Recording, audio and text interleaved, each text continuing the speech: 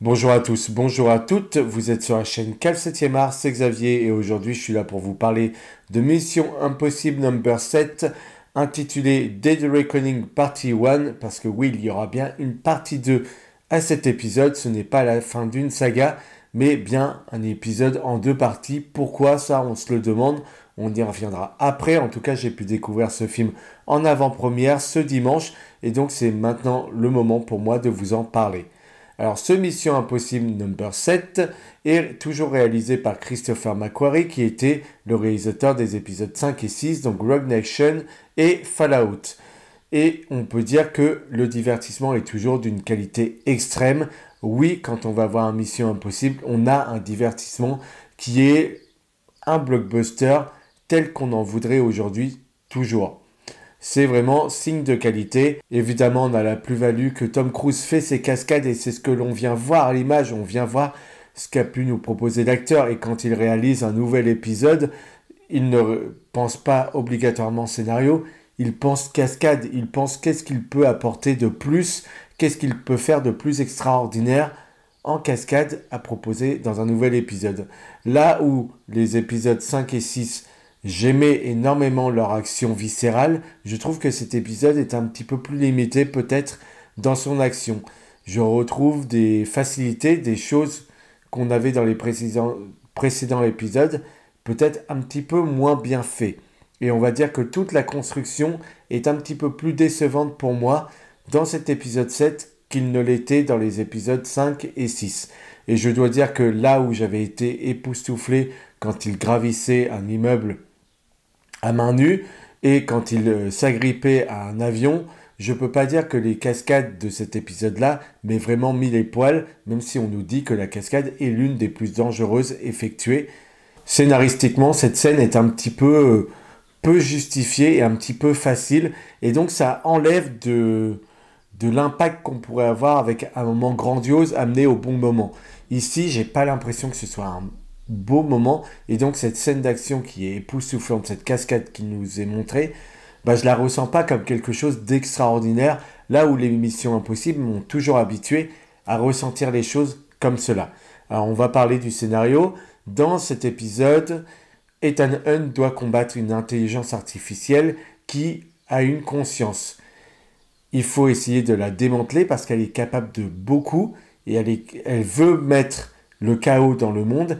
Et quand elle a un ennemi, quand elle se sait en danger par quelqu'un, elle la bat, elle prend toutes les cartes possibles pour la battre. Ici, c'est Ethan Hunt sa carte, c'est sa menace. Elle sait très bien qu'elle peut disparaître si Ethan tombe sur une fameuse clé. Et donc tout l'enjeu du film, ça va être justement de défier cette intelligence artificielle et de réussir à avoir les cartes en main. Sachant que comme c'est une intelligence artificielle, elle va beaucoup plus vite pour communiquer et pour te mettre des bâtons dans les roues. Et c'est ça la grande menace de ce film. C'est un petit peu discutable d'ailleurs, cette intelligence artificielle, puisque le scénario est simpliste, mais alors il essaye toujours de nous compliquer la vie. Je sais pas pourquoi, pour essayer de nous dire que le scénario est plus construit qu'il ne l'est. Non, c'est faux. C'est une intelligence artificielle qui veut prendre le contrôle du monde. Bon, c'est tout. Et les personnages vont beaucoup de fois nous rabattre ce qu'ils sont en train de faire ou ce qu'ils doivent faire. Parce que pour que les gens, voilà, ils aient bien compris la mission. Et j'avoue il y a bien des moments où en termes de dialogue, il se répétait. J'ai dû entendre plus de 10 fois l'enjeu des missions. Et à un moment donné, je me disais, mais quand est-ce qu'il s'arrête de m'expliquer ce que je dois voir à l'image? Moi, il y a un moment donné où ça me saoulait, mais le divertissement est incroyable. Encore une fois, les courses-poursuites sont dingues. On m'a fait savoir, certains youtubeurs sont venus me voir pour me dire, tu sais, la cascade, ce qui se passe à Rome, eh bien, c'est ce qu'on a vu dans Fast and Furious 10. Alors moi, je ne regarde pas Fast and Furious, c'est une saga que je n'aime pas. C'est vraiment le divertissement que je déteste. Donc, moi, je ne serais pas choqué ou déçu euh, de voir cette scène-là. C'est pas comme si que j'aurais un déjà vu, puisque je vais la découvrir avec Mission Impossible et je ne regarderai jamais Fast and Furious. Donc, qu'il y ait des scènes similaires dans ces deux films, peut-être, c'est dommage effectivement, mais moi personnellement, ça ne gênera pas mon visionnage. Et effectivement, en termes de course-poursuite, ça envoie encore du lourd. Effectivement, en action, c'est encore du très bon niveau. Mais je dois dire que tout est un petit peu plus décevant que dans les précédents opus. Je dois dire que les courses-poursuites rappellent celles de Paris, rappellent tout ce qu'a fait Christopher McQuarrie jusque-là avec la saga Mission Impossible, que quand Ethan Hunt fuit, par exemple, je pense à la scène de la partie de l'aéroport, eh bien la scène est un petit peu longue, traîne un peu en longueur, alors qu'elle aurait pu, en 5 minutes de moins, ça aurait pu peut-être donner un dynamisme différent à cette scène. Et ouais, je l'ai trouvé un petit peu longuette, je trouve. Alors que dans les précédents opus, quand on voyait Ethan Hunt fuir, c'est qu'il y avait vraiment une raison et souvent c'était très impactant. Et je dois dire aussi que le début du film, on nous montre les antagonistes, on se concentre pas directement sur Ethan Hunt dès le début. Et je dois dire que les 15 premières minutes dans le sous-marin, avec ces Russes avec leur fort accent, bien prononcé et tout, c'est pas quelque chose qui m'a passionné et je me suis même plutôt ennuyé. Donc le début a été très très long pour moi et ensuite bon bah ça a été un régal puisque même si je trouve que l'épisode est moins bon que ses précédents, il est toujours un des meilleurs divertissements de notre temps. On pense à John Wick en termes d'action, on peut penser également à Mission Impossible qui aurait pu s'arrêter après son deuxième épisode, qui a commencé la saga et qui s'est essoufflé très vite. Et heureusement, on a quelqu'un qui est J.J. Abrams, qui a repris le flambeau pour l'épisode 3, qui lui a redonné tous les codes de l'espionnage et tout ce qu'on attendait dans Mission Impossible. Et depuis, la saga n'a fait que euh, monter en qualité. Et aujourd'hui, on la reconnaît comme une excellente saga. Et moi, c'est vraiment un plaisir coupable de regarder Mission Impossible parce que je sais que le son va être toujours impeccable. Moi, j'étais dans la salle de cinéma, j'avais des enfants avec moi, ils en ont pris plein les yeux, plein les oreilles, et je dois dire que c'était incroyable en termes de son, encore une fois, mais c'est un plaisir jouissif que d'entendre tous les sons qui nous sont amenés et comment ils nous sont amenés, comment on gère le son. Et ça devrait être quelque chose de banal dans un divertissement, de justement de vouloir nous époustoufler avec le son, nous en mettre plein à vue, et c'est pas le cas. Et Mission Impossible sait le faire, l'a toujours fait correctement. Et là encore, la musique et les sons sont très très bien gérés. À l'image, c'est beau, mais en termes de scénario, on l'a dit, c'est pas foufou. Et les nouveaux personnages qui arrivent, là où dans les précédents épisodes, on avait, par exemple pour le personnage de Rebecca Ferguson, qui est Issa, je crois que c'est Issa, eh bien, on avait su l'introduire parfaitement et la rendre majestueuse. Je trouve que les personnages de cet épisode-là sont tous fades à souhait. Les nouveaux personnages qui arrivent n'ont aucun charisme, ne sont absolument pas présentés. Et je dois dire que l'intelligence artificielle travaille avec un ennemi, avec un allié, qui est un ennemi d'Ethan Hunt. Et ça vaut pas un Solomon Kane ou des précédents ennemis qu'on a pu avoir dans la Mission Impossible. Lui, il fait très fade. Il fait fade, c'est pas un ennemi que je vois terriblement menaçant et qui le fait paraître également sur lui. Alors oui, il a de la classe, oui, il en impose aussi, il a des combats qui sont plutôt sympathiques, mais j'arrive pas à le prendre pour une réelle grande menace pour Ethan Hunt. Du début à la fin, malgré le flashback qu'on nous amène pour essayer de nous donner un petit peu de caractérisation sur ce personnage, à aucun moment je ne m'y accroche. On a aussi l'actrice française qui joue Mantis dans Les Gardiens de la Galaxie qui revient ici dans ce Mission Impossible et qui est aussi une ennemie d'Ethan Hunt dans ce film.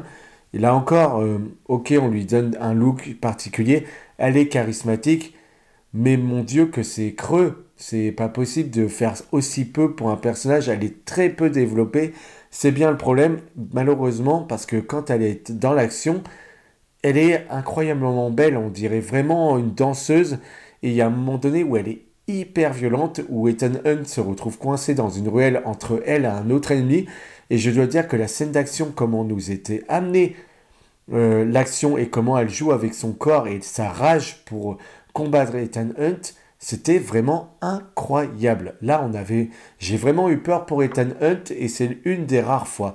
Mais je dois dire que l'action viscérale n'est pas aussi bonne que celle qu'on avait dans Fallout.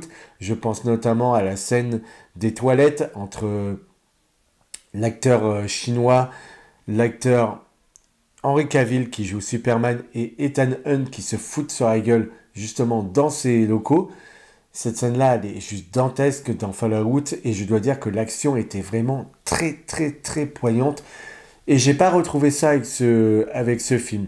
On a un joli ballet qui se passe à Venise, qui a un combat contre Gabriel le méchant et Rebecca Ferguson qui joue Issa, si c'est bien son nom de scène.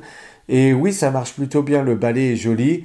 Et même il y a une autre scène avec la nouvelle agent qui intègre Mission Impossible, qui elle aussi n'est pas introduite correctement et qui est fade. C'est bien dommage, on n'amène pas correctement les personnages dans ce film. Je ne sais pas pourquoi d'ailleurs, c'est là-dessus qu'ils ont foiré.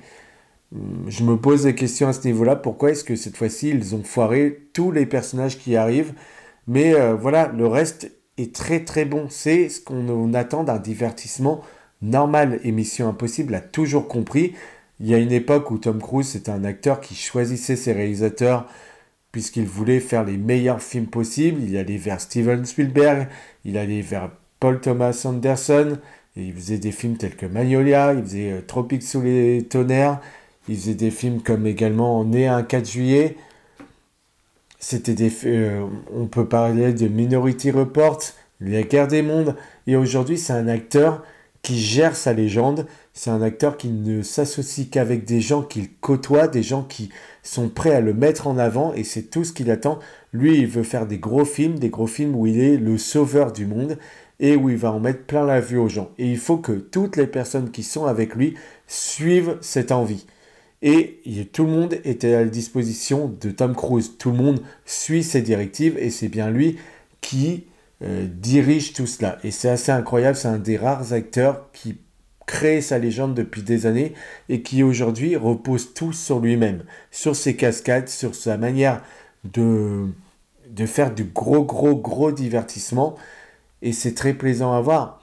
Mais c'est rigolo de voir le parcours fait. Avant, il allait vers chez des grands réalisateurs. Aujourd'hui, il va vers des gens qu'il peut manier comme il le souhaite. Et c'est ce qu'il fait encore aujourd'hui.